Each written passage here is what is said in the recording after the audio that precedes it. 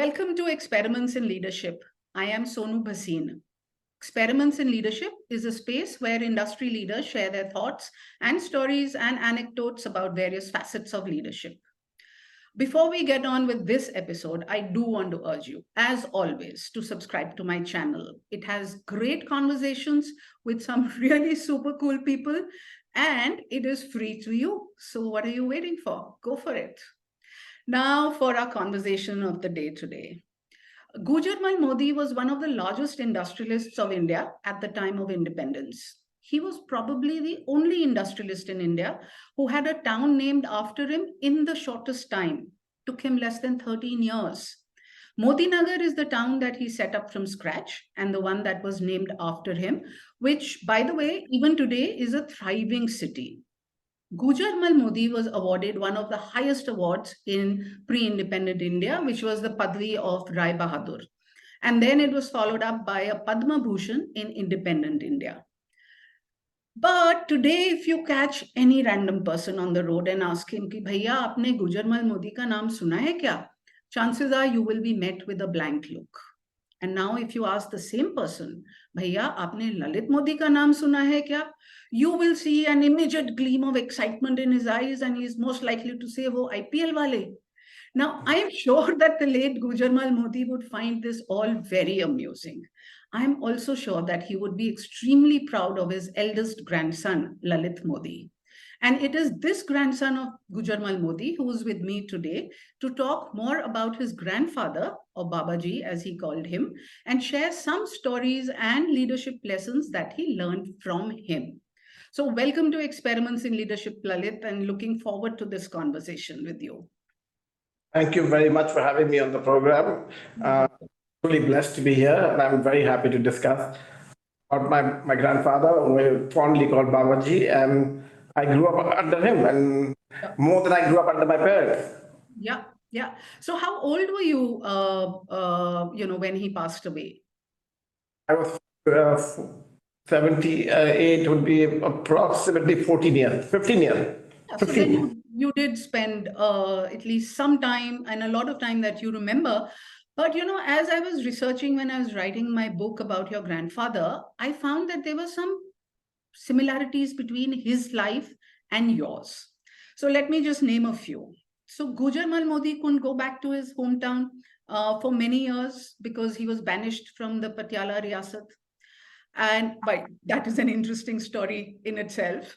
We'll park it for later. He also had an audacious dream. And that dream was building an industrial township right from scratch. And people laughed at him when he first told them about it. But he made it happen. And now talking about dreams, Gujarmal Modi used to have these vivid dreams, actual dreams when he's... I know for a fact. And he often found solutions to his problems in those dreams. And it is uncanny how similar your life is to your grandfather. You are almost in exile. You set up something from scratch. You have vivid dreams. Do you think this is a coincidence or something else? I don't call it a coincidence. I think he gave it to me. Yeah. I believe very strongly on the ideals of my grandfather. And I am more like him than anybody I know. He was a man... Do you do kasrat? He used to be a big kasrat wala. Unlike, I don't do kasrat, but I lived as a youngster. I was always my grandmother's favorite child. Right. And my parents used to travel a lot. I actually lived with her. I moved out of my house in Delhi, but I did it for a convenient reason. It wasn't for any other reason. First and foremost, I was the first love. My grandfather had passed away. She used to live on her own. And I went and started living with her. And the reason I started living with her was my parents were very restrictive. Living with her, she would go to bed early and I could go out. Okay, that was one issue. But more than that, she loved me more and I loved her like anybody else. So she was always my first love. And my grandfather and my grandmother are very, very close to me. I would sit on his lap as a child. In the morning, the first thing I would do is go and see them. We lived in the same house and he would always have time. to see me. And he used to go to office. Yeah. And I would myself as a child wander into the office all the time. I think everybody else was afraid to go in there and sit with him. And I would sit in there, but I vividly remember conversations, but I don't actually remember exactly what was happening in those days because I was a young child. And I went to boarding school. Whenever I did come back from boarding school, I would like to spend more time with them. And when we come to dreams, it is. I did not know what after I read your books. Actually, that he also dreamt about this. But I do believe in manifestation. Number one, and I do dream a lot, and I get a vision in my of where I want to be. I dream about vivid, and sometimes I remember them, but sometimes I don't remember them right away. But when an incident happens in the future, I said, this is very familiar to me. I have been there. It is something that, then I realized that it was in my dream. Yeah. And so I didn't know whether it was the same with him because he passed away a long time ago and we never had this conversation. But I do dream a lot and I do very positive manifestation of what I want. And you know, I'm going to be 60 at the end of this year in November. I must say, people have a dream. Right. And they always dream of something. I had a dream and I achieved my dream. And it's so uncanny. I don't think anybody that I know today who's had a dream and achieved it. The feeling of achieving a dream of something that is impossible that you would think to create the IPL was a dream. It was always a dream of mine. It started in the early 90s. And everybody said, ye pagal hai. It'll never happen. And nobody even gave it a second look at it. And it came out of a dream. And it was a dream of mine. And I would dream how it would be to fill a stadium, how a country would go to a standstill, what it would do to other businesses. It was like a science fiction. When I was thinking about, if you look at it at that time, when I actually started thinking about it. And I actually put it on pen to paper in 1996. Right. And it came out of the fact that I owned ESPN in those days, a channel. And I realized that everything in India was to do with cricket and Bollywood. And I was in the movie business also. And I said, dream about standing in a... Sorry to interrupt, but when you used to dream about, was it like actual dreams when you sleep, or is it like more like figuratively that I have a dream that I need to do something? No, it was in my dream and sleeping. In your dream when you're sleeping? I would sleep and I would see myself in the middle of a stadium full and I didn't know what it was about. Yeah. I did not know what it is about. Okay? I dreamt that I was flying on a plane all alone, and what is this? I never heard of private planes in those days. You know, I'm telling you, I used to have these vivid dreams, and then I would go to places that I never even thought I would go to, and I thought this is a fantasy land I'm living in, and then little to realize down the line that what I dreamt is what I created. So tell me now, since we are talking, I mean, I was going to talk about it a little later, but now that you're talking about it, so how, you know, you had these vivid dreams and you didn't know anything. You saw yourself in a stadium, you saw yourself flying in a private plane. How did you manifest that in actuality? Just take me through that process, please. It manifested with looking at what India as a country was, and what is it that people wanted, and where is it that we fought, and what is it, we have so many different tastes, we have so many different languages, and the issue was, is there something I can do? Being in business, I'd been in the tobacco business, been in the marketing of many, many products in many different businesses. And the Modi group is so diverse. We knew what we did. I said, but can I be a market leader in anything in the world? And it came because I was in another business which was the television business, and I grew that to become the biggest business. I don't know whether nobody knows this, but I'm telling it now. I invented pay television in India. Which There was no pay. I invented the cable pay television in India. cable? Really? Cable television. You see, what happened is cable television came to your home with the Gulf War. Yes, it did. Yeah. CNN, everybody wanted to watch. Yeah. So there was an entrepreneur in the who would put a dish up, pull the signal down, and that's how you would get. Is that mine or yours? No. And that's how you would get live ball into your living rooms. Right. Thereafter, what he started to do is put a VCR channel, which Yeah. used to show the latest Hindi movies. Right.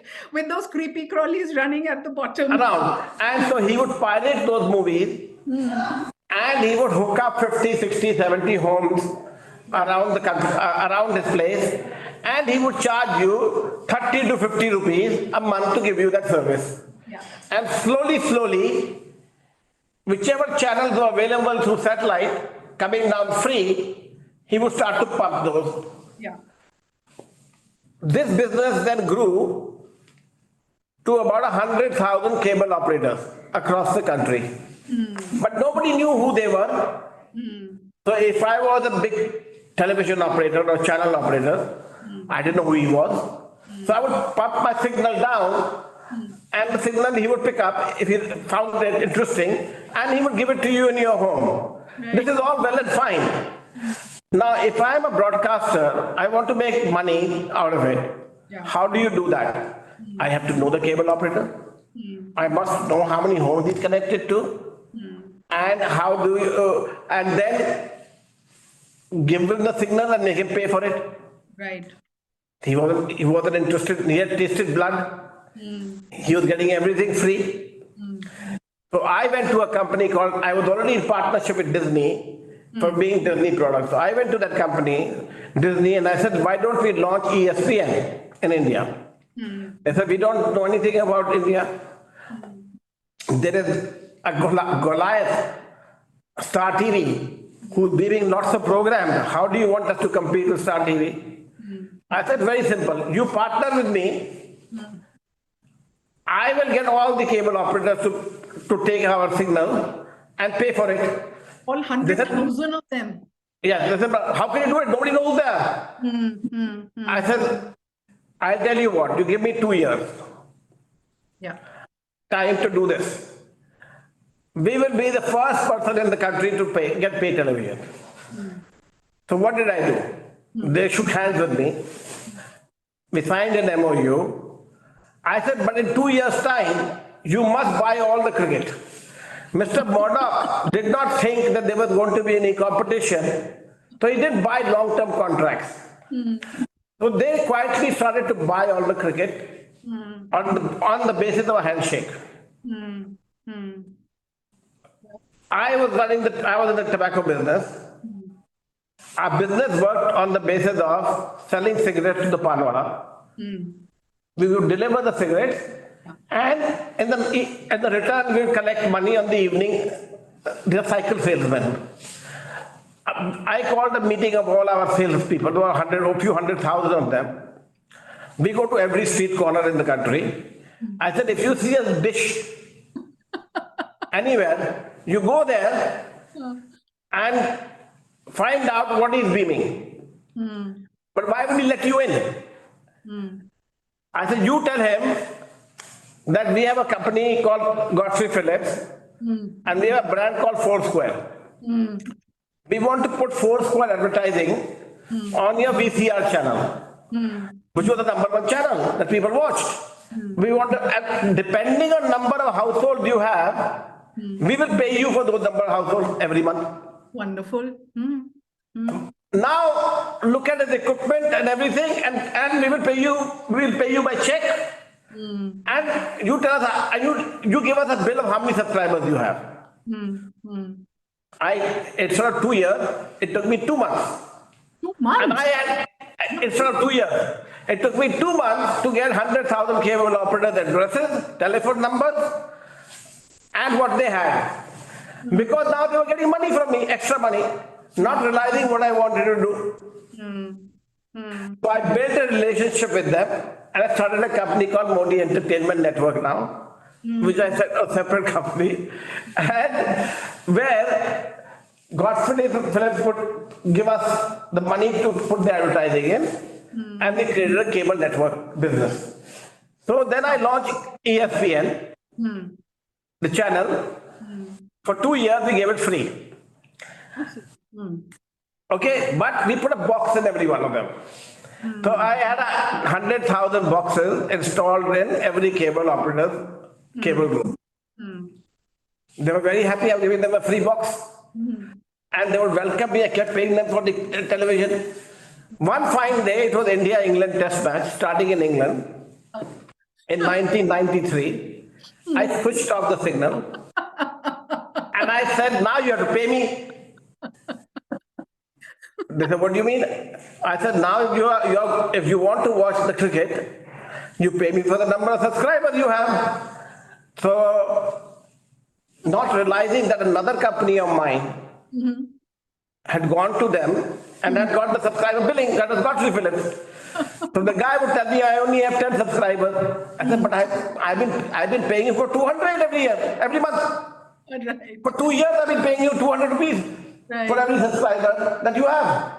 Right. And now you're telling me that you only have 50 or 20 subscribers. Where are the rest? The truth came out, either he was cheating me there, or now, or he was not ready to pay, but he was caught in the middle. So they all ganged up together. And they formed the Cable Association. And they decided then they're going to black us out. Okay, black me out. But the consumer wanted to watch the cricket.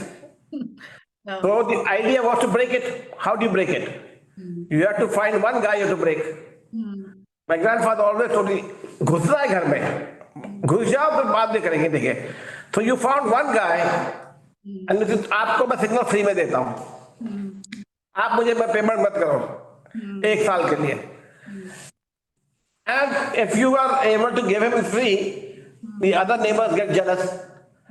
वो मेरे घर पे आके देखो, मैं आपके घर पे क्यों आऊँ? I said, then you go take your signal and put it in their house. आपका business growेगा.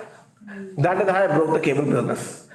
Once the guy I broke started showing, that is how cable television came to be in India today, which is one of the biggest businesses in the world. Wow. And are you still, you're like, is it part of your repertoire? It is not anymore, because when I got into cricket, I got into cricket board, I was required to sell it. Because that's another story for another day. Conflict of interest. Right. But tell me something, Lalit. So people had to pay for ESPN, but they could watch Doordarshan for free. Doordarshan also, you see, whatever you got for cable television, you may say it's free, but you paid your cable wala 50 rupees. Paid your cable wala. Oh, so you, okay. So you as a consumer paid your cable wala. Yeah. The cable wala would not pay Doordarshan, he was getting everything free. Yeah. So I only started charging him 10 rupees. And I said, your bundle is 50 rupees. आप 5 रुपए और ले लो consumer से. आप मुझे 10 रुपए दो, मैंने कहा. Okay. And in negotiating, in those days there were 120 million cable homes only. Okay. We were lucky to get 10 million. So he would under declare by 90%. But that was the first stage of making him at least pay. And then you started to increase from 10% to 15% to 20%, 30% as the content became irresistible. Right. And that's how the cable business has grown. And today, I don't know what you pay for cable. It's quite expensive now. It is quite expensive. Yeah. It's certainly not 30 rupees a month. It's certainly not 30 rupees a month anymore. Right. Much more than that. And you have, well, OTT and cable and all of that. But all of this is where, and tomorrow you'll see there will be no, it'll be OTT only. Yeah. OTT is going to rule the world. It's not going to be cable television. The younger population doesn't own a television. They're very mobile, they don't have a time, and it is the handset. Basically, that is going to dictate what they're going to watch. Yeah, they don't have a television, but they have That's, a that's, screen because they play their Game Boy or but with game. OTT, you can beam it onto that. You can beam onto that. Yeah. No, so we were talking about IPL and how you dreamt of being in an, stadium and flying a private plane. So how was that manifested into actual IPL? So it came about by saying, I must see where the market is. And I already had joined BCCI by then. But prior to joining BCCI in 1996, when I owned ESPN, I wanted to launch a cricket league, but there was no 2020 format in those. There was a one-day format and a test format. Yeah. So I was going to launch a one-day match. So the Hyderabad Bulls, Calcutta Tigers, Punjab Kings, Delhi Panthers. So I had made 8 teams already, and I had got approval from Raj Singh Dungapur, who was the president of BCCI in those days, to launch it. To get the players, I started to use them for Foursquare advertising, and they used to make advertising for us. So I had hired most of the players already. So I built a network of players, and that was from that day. And we spent a lot of money, millions of dollars in those days. And then finally, Mr. Dalmia, who was the secretary, said, this is all crap, this is not going to happen. And he killed it. And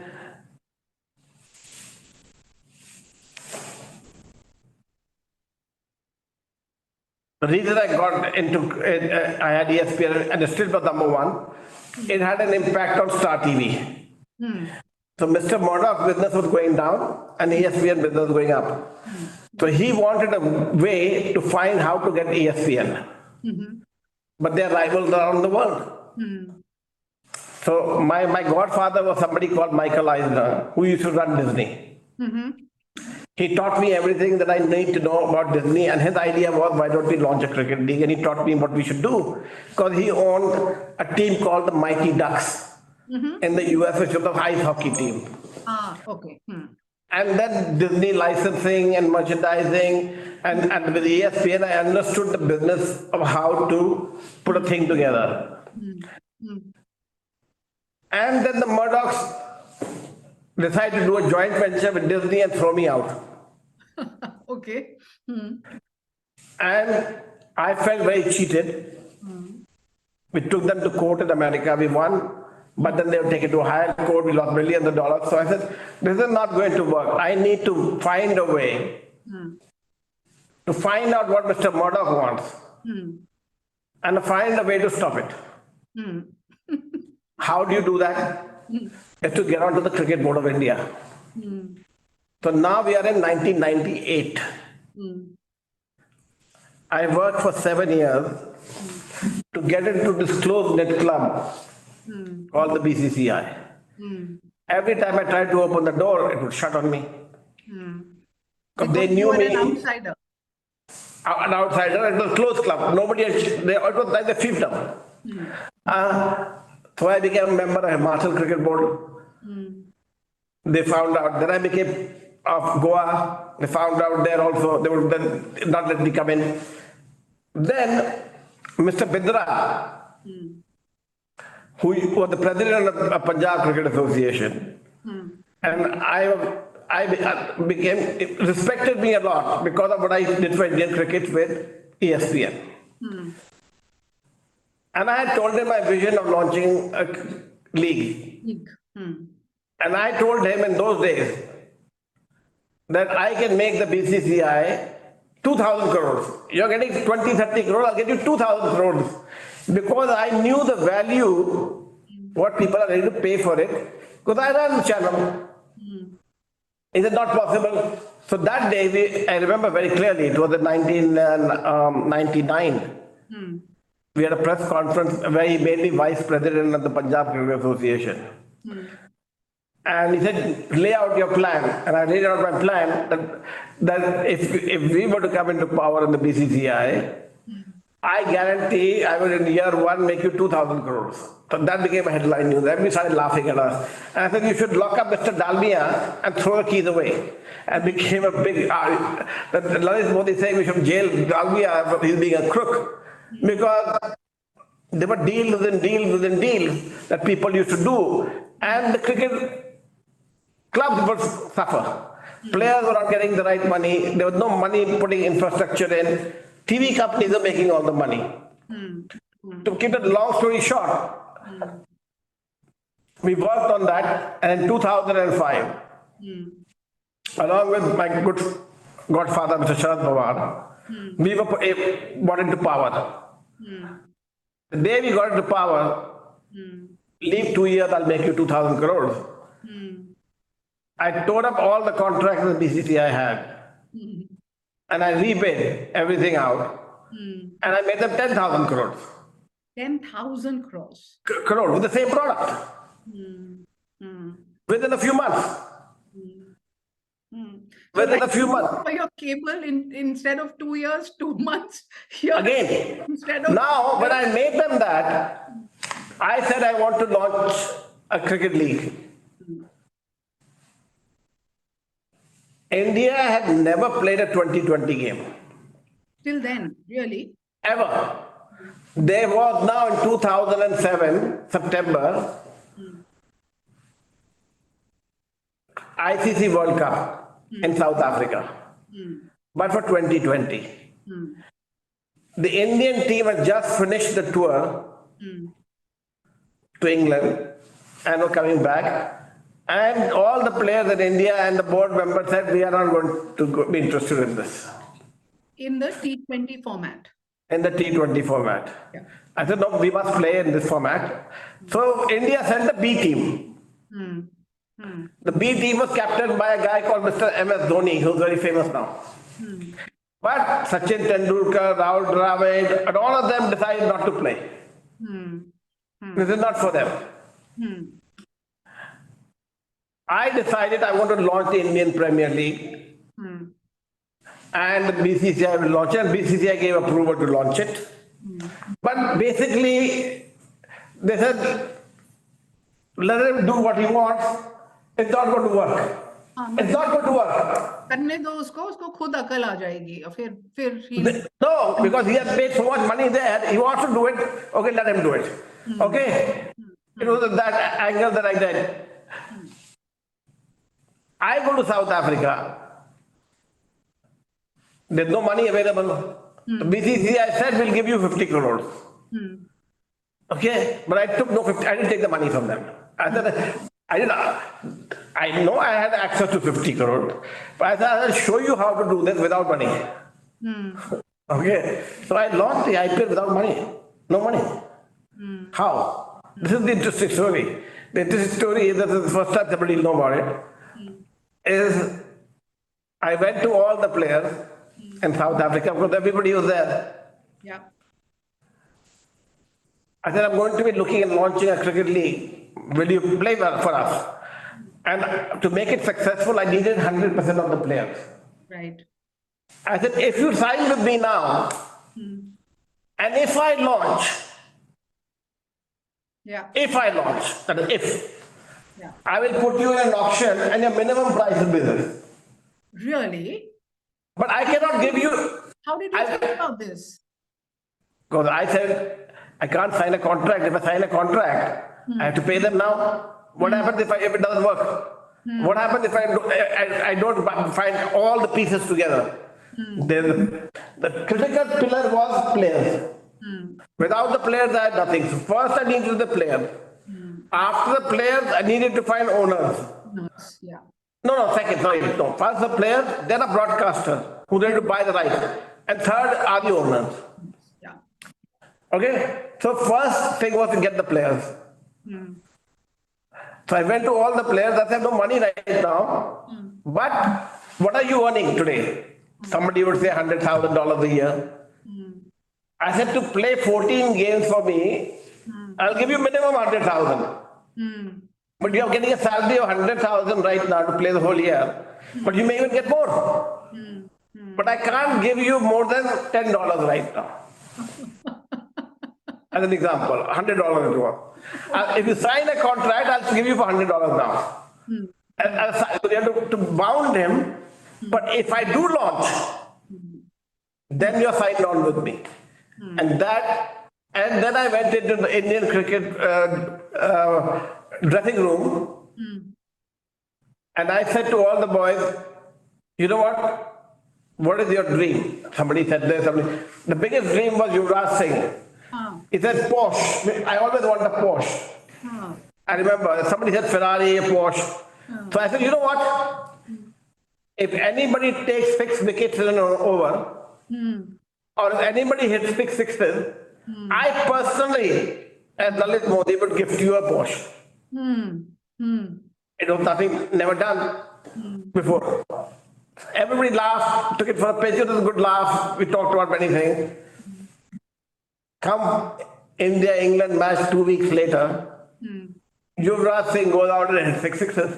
And 6 sixes, yes. Okay, the TV screens in India went ballistic. Nobody paid attention to T20 till then. But Yuvraj Singh hit 6 sixes. And I always said, I wish somebody would do it. And he did it. I'm standing on the sideline of the ropes. He sees me and he comes running up to me. He said, Mera Porsche, Lalit bhai. I said, your Porsche is 100% yours. Ye bat de do mujhe. Huh? Or sign karo abhi. Ye bat pe 6 छक्के का bat hai. I took the bat and a few weeks later, Porsche was delivered to him. Really? Okay? But that incident of the 6 sixes got the people in India so excited that about this format, and India went on to go to the finals. Yeah. And they won. Now I said, they won and everybody in India loved it. I said, I have a league now. I signed all the players pretty much. I have something big. So I told Mr. Pawar, we are all going back with the players. Let me go an hour or two before. This is a night. We won now. It's at 10 o'clock at night. We're taking off in a few hours. I said, we will land in Bombay. Why don't we gift all the players a few crore rupees each? From BCCI. From BCCI. We have the money. This wasn't the A team because all the stalwarts had stayed away. Right, B team. And I said, let's gift them. And you know what we'll do? We'll land in Bombay airport and we'll take them on open top buses. Can you organize it overnight? I will organize overnight. I said, लोग आएंगे सड़क पे देखेंगे इसे कैसे करोगे? I said, that you leave to me. By that time, I had already been in the BCCI for 2 years. I called all the news editors of news channels, and everybody, we had restricted everybody for interviews of the players. I said, you want an interview with Dhoni? Okay, start off broadcasting from the morning. Live, yeah. No, the landing of the thing. They were very excited. I said, how do we do? Unfortunately, I landed pouring with rain. So I put 4 buses together. 2 with players, 1 with camera crew in the back, 1 with the camera crew at the front with all the television networks. It was supposed to be a 1-hour journey from the airport to Wankhede Stadium. It took 9 hours. Not because of waterlogging. Not because of waterlogging, because of people logging. Because of people logging. The people thronged the street. We had music on, full blasting. People thronged the street. You could not move. Marine Drive was packed. Millions of people came to greet the team. That was marketing lesson 101. That I learned when I saw the Italian team winning a World Cup. And they were paraded through the streets of Rome. And that idea came to me at that time. And I took that same idea and I put up. But again, Nike was the sponsor of the Indian team. So I told Nike the night before, I'll let you paint your logos on the bus. You better get brand new buses ready overnight. They did it. They did it, huh? They did it. all the cameras, and it became wall-to-wall coverage. So that was the start of pitching the T20 format, which people did not know anything about. But that's another story for another day. That when we talk about IPL, but that idea came, and then the idea led to IPL, but it had still no belief in it. When I asked for the money that I asked. No, I think this is absolutely a fascinating story, Lalit. And there are just so many lessons in marketing, leadership, business in this that, if you deconstruct what you've just said, there's like a whole Philip Kotler book in what you've just said. There are 20 people standing in line to make a movie. There are 30 people ready to publish. I have a book already written, but my lawyers won't let me release it right now. Okay? So we're doing a different version of it. Because going in it, yes, but I am writing a book. I've been writing it for 7 years now. I myself, but I do need somebody to now polish it. I will talk another time about that separately. But it's about my grandfather you want to talk. But it came from the fact that always dream something big. Yeah. And dream and stay with your dream. Irrespective of what people think. Go with your heart. Yeah. And that's how I always worked on. I went with my heart. I learned from him that there are no shortcuts in life. Yeah. And if you believe in it, then go out and prove it and do it. But never beg for it, and never cut corners around it. And always put a blueprint in front of you. I always work with a blank sheet of paper. And I always put, if it was an ideal world, what would I want? And I put that, and that I manifest myself. This is impossible to do this. It's not, money can't buy this. But if you manifest it and you believe in it, then you find a solution to it. And it was my grandfather who taught me this, because he was a hardworking man and he wanted to do something. He would do it. At the same time, he was very strict and disciplinary when it came to everything else. To him, his people mattered more than his family. The people of, as far as he's concerned. I dream today, when it comes in my dream, that he's very unhappy with the whole Modi family, because nobody looks after Modinagar, which was his child. He never wanted to leave Modinagar. He never did, actually. I actually did. He left and he came back dead. Yeah. On stretcher. And so for me, I believe that he would never cow down to politicians. He would never cow down to anybody. He would stay with his belief. But he never did anything wrong in his lifetime. And he was a big philanthropist. So for me, I was very lucky, and I always said I was born with a diamond spoon, not a silver spoon, not a golden spoon. I was born with a diamond spoon in my mouth. When NDTV, Srinivasan Rao said, Lalit, how do you pay for your lifestyle? You go all around the world. Did you steal the money of the BCCI? I said, do you know where I come from? I am Rai Bahadur Gujarmal Modi's grandson.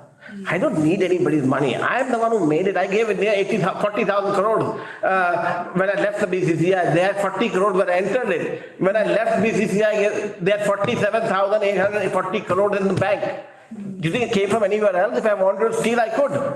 But you forget where I come from. I don't need anybody's money. I'm Rai Bahadur Gujarmal Modi's son. And you forget that. He said, I forgot. I said, don't ever forget that. Okay? That is your identity. That is where I come from. That is my heritage. And whatever I do and I did comes from the fact of what I grew up in an environment. My grandfather would get up in the morning, he would do his shave, and all his sons were required to be sitting around him. He would go for a walk on the railway tracks in the morning. Anybody could come up to him. I would go on many of those walks with him. And however poor you are, whether you're working in the company, you're afraid to come and talk to him, he would walk, all his executives would follow him, and he made it a mandate that his people are his people. So for me also, when I did the cricket and things like that, access was restricted not by me, but people around me. into me. So I found ways. That's why I would go around the stadiums and I would walk around and people say, why is he walking around? He's doing this for some other reason. No, I didn't do it for the other reason. I did it to find out what was wrong. What is that we are not doing right? And how do you get that if you don't talk to the people directly? Give it to a marketing company, then fine tune it. Everybody I talk to said it's not possible to do. Only when I talk to people yourself and they tell you that they will watch is where you get the truth from. So my grandfather was a very, very big influence in my life. My grandmother even more. And my grandmother was the person who kept the family together. Right, right. Interesting story was I fell in love with a girl called Minal. She was divorced. She had a child. And she was 10 years older than me. My parents would not accept her. They knew her parents from life, from childhood, but they would not accept her. I went to my grandmother and I said I would want to get married to her. She said, photo lao. Photo leke aao. I didn't know why she was asking for that. She didn't say usko leke aao. My wife and my late wife now lived in London. So she said uski photo leke aao. And he took the photograph and said, Dadi ji, why you want this photograph? He said, तुमको शादी करनी है इसके साथ ही शादी होगी. अच्छा. But I said nobody is accepting it. She said मैं आऊंगी ना. अच्छा. The कौन accept नहीं करेगा? She was old in those days. She took that photograph and she put it on the table next to her, where she sits. Where she sits. So all her sons and daughters would come and see her every day. First thing they saw, the only photograph in the room was my late wife Minal's photograph. And then next to her. Nobody had the guts to ask her, आपने इनकी photograph क्यों लगा रखी है यहाँ पे? They all of a sudden knew that she has been accepted. Okay, that is the actual truth. But my grandmother just stood there. Then I brought my wife and they became good friends and she was very happy to meet her and she loved her. But that is how I got married, as a fact, because she had old values, very strict values. She had no need in her life. But if she loved you unconditionally. Okay, she loved me unconditionally and she spoiled me unconditionally, without doubt. But when I do my prayers in the morning, I pray to the God and I pray to her. Okay, also, to me, she's a goddess as far as I'm concerned. So my grandfather and grandmother were a bigger influence in my life than I think on anybody else of the Modi family. I can say that today. They were a big, I was more influenced by them. I never lived in my parents' home. I lived in my grandmother's home. Even till the time I got married. I had my room in my father and mother's house, but I actually moved into my grandparents' house. No, so from whatever I've read about your grandmother, I think she was a pillar of strength even for your grandfather. And Absolutely. She kept everybody together. And she sacrificed everything in her life to keep the family together. My grandfather, as you know, she was the second wife. Yeah. She had her first wife had all stillborn. And it was very difficult for her to bring up a family like this. And all the children were ambitious. My grandfather had the vision to allow them to go out and fulfill their wishes. But to always come back to Modinagar. Always. That was the only thing that was important for him. But he knew what they were doing. Let's not be fooled by that. That they said that they ran away at night and they came back in the morning and sleepy and they had bribed the chowkidar not to do anything. He's not a fool. He knew everything. But it was his way of also saying, you need to follow certain rules. and you need to adhere to certain things. And I don't think there's a man like him anywhere. When he died, the amount of people that thronged the streets was just amazing. Yeah, yeah, yeah. Again, from the photos that I've seen, I think when you described the scene of getting the cricketers back, It was same. It was same.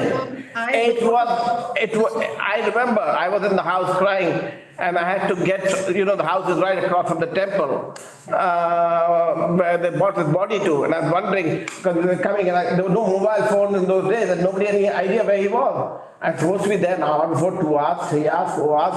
I mean, like 10 hours for his body to come from Palam Airport to Modinagar because the people loved him. You can't buy that with money. You can't get people to buy that with money. Today, you can't get people to watch a cricket match because you want them. It is because they love it. And that is what some people forget. Subhash Chandra launched ICL, Indian Cricket League, and things like that. But he forgot one rule. The rule is you have to win the heart of the person that is watching.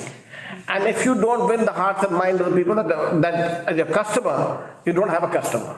And so and that is what my grandfather taught me also, is the underlying value is only not that you're selling a product, that this person is satisfied with the product and likes the product that you're selling to him. Unless he or she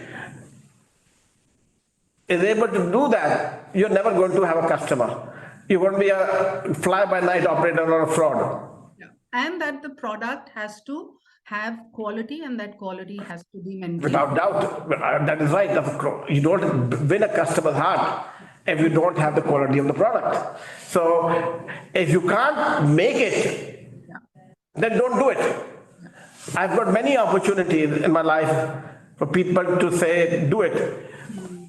But I had a dream, as I say, and I fulfilled the dream. And I can proudly say today, whether they are not, the BCCI has prohibited all the commentators from talking my name in the stadium because they're so afraid of my shadow. But I don't care about that. It doesn't matter to me. I know what I built. The public knows what I built. That is why even today when I tweet something or write something, it's front page news. And it's been 13 years since I left the country. It's not, people forget and you pass away.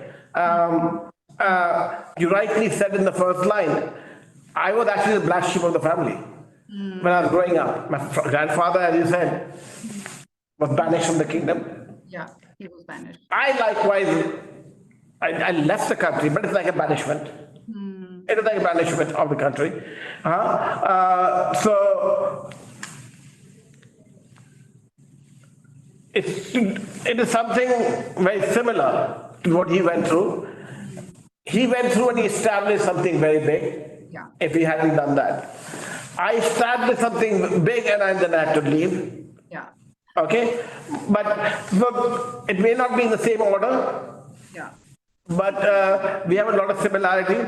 But I never looked back, and I said he never looked back and said he had done something wrong. Yeah. Today, even I don't think I did anything wrong. They were just jealous. It is a crab mentality of ours in our country to pull everybody down. And unfortunately, the politicians in those days saw this big, gigantic product I created, which is the only product in the history of the world today that unites the whole country. That unites the country, exactly. It puts everybody in the same wavelength and everything comes to a standstill. I've been asked to do a similar project for a very large country, can't name it because they'll know it, of uniting that country. And I put together, it'll probably come to light in 2025. But I'm permitted to talk about it. But it is a very populous country. There are not many populous countries. Okay, there are only a few of them. So it is one of the few of them. Exactly. If you're bound by an NDA, I'm the last person to get you to break the NDA. But when we talk about banishment from the Riyasat of Patiala by the Maharaja of Patiala for grandfather, and you now in a somewhat similar. if the story has to follow its path, it was the Maharaja who then called your grandfather because he needed help, and your grandfather went there and solved the Maharaja's problem for him and became Yes, Maharaja's best friend. So there's hope yet. You're only 60 years old, Lalit. I agree. I agree. There's always hope You're young. here. You're young. I have no problem with any government. I've won every case of mine. It was just political jealousy. It was just political jealousy, and it was. See, whatever the reason, the fact is that you are unable to come back to India, but your grandfather channeled all I the can, emotions. no. I can come back to India tomorrow morning. Yeah, No. Don't be mistaken. I can't come back to India. you I can can come back tomorrow morning. I have no case outstanding against me. Okay. They called me Bhagoda, fugitive, whatever they called me. And Hari Salve yesterday made a statement because he attended the wedding. I attended his wedding. And then how can Mr. Salve, who's sitting in the new commission, be with a Bhagoda like him? He went out clearly and said, I am telling you that he's not a fugitive in this country. He can go back tomorrow morning. He chooses not to go He back. chooses not to go back. I choose not to go back for another reason altogether. Right. Because I had death threats and I had mafia after me, and there is no lagam on the media. So they will continue the story, but that day will come. Yeah. The day will come. They will come. Yeah. No, they will come when I will want to go back. But you see, there's so much bad blood caused for nothing. I've created the biggest thing that anybody can ever create, and I've made it self-sustaining, self-turning, and it will continue to be for the rest of life. But point is, the jealousy is such. They think if I come back, I will want to take it over. I don't have to do it. I've created it. It's done. It's over. I move on to other things. Don't live in my shadows. And don't be afraid of my shadow. But that's a separate story. But I'm saying I will come back one day. But it's not that I can't come back. I could not come back. I could not come back for a few years ago because all the cases weren't solved. Today, there's not a single case outstanding against me. Okay, so I stand corrected. So no, actually, I've actually overshot the time by like huge amount. So maybe No problem. we'll do another one where I do want to talk about, we've just talked about all the leadership, all the experiments that have worked for you and how. I also do want to then maybe at a later date talk about some experiments that may not have worked for you because There are quite a few. There are quite a few. I would be surprised if there weren't any. I mean, you don't get to be successful unless you have failed, but that we'll keep for another time. Let's do that next month. We'll do that. Actually, you said that if you promise something, it always happens. So I'll make you promise. I'm saying that I will do that. I'm a little busy next few weeks, but next month I'll definitely do it. We'll do that. But Lalit, thank you. Why don't we do a Diwali special? We'll do a Diwali dhamaka. Dhamaka, done. Thank you. Diwali dhamaka. Okay. But thank you so much for your time. Really instructive, really a lot of lessons without you sounding preachy. I am sure that there's a lot of stuff, marketing stuff, business stuff that people are going to learn besides all the interesting stories. So viewers, like I said, interesting conversations. So keep watching this space. We'll have more conversations. Till then, cheerio.